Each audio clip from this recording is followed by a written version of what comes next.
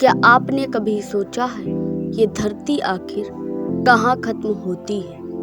अगर हम चलते ही जाएं तो क्या कोई ऐसा किनारा मिलेगा जहाँ से सब कुछ नीचे गिर जाए?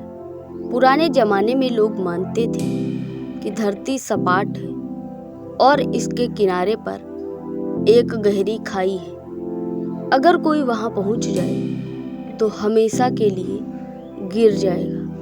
लेकिन सच ये है कि धरती का कोई किनारा ही नहीं। अगर आप बिना रुके एक ही दिशा में चलते रहेंगे तो घूमकर वापस आ जाएंगे जहां से आप चले थे। लेकिन अब सवाल यह उठता है, तो फिर धरती कहाँ खत्म होती है? चलिए इसको जानते हैं। धरती की जमीन तो महासागर और पहाड़ों तक फैली है, लेकिन असली अंत वहां से है जहां हमारा वायुमंडल खत्म होता है। धरती से लगभग 100 किलोमीटर ऊपर एक जगह है जिसे कहते हैं करमल लाइन। वहीं से अंतरिक्ष की शुरुआत होती है, यानी आसमान का नीला रंग धीरे धीरे काला हो जाता है और धरती का अंत अंतरिक्ष में अनंत दुनिया से जुड़ जाता है। धरती का असली अंत अभी नहीं आया।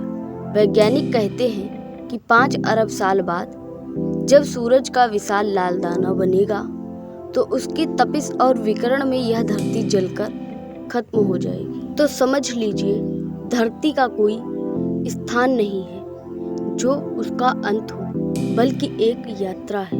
कभी वायुमंडल की सीमा पर, कभी हमारी सोच की सीमा पर और कभी भविष्य के समय की सीमा पर। और शायद यही कारण है कि इंसान बार बार ये सवाल पूछता है कि धरती आखिर कहाँ खत्म होती है। समझ आया?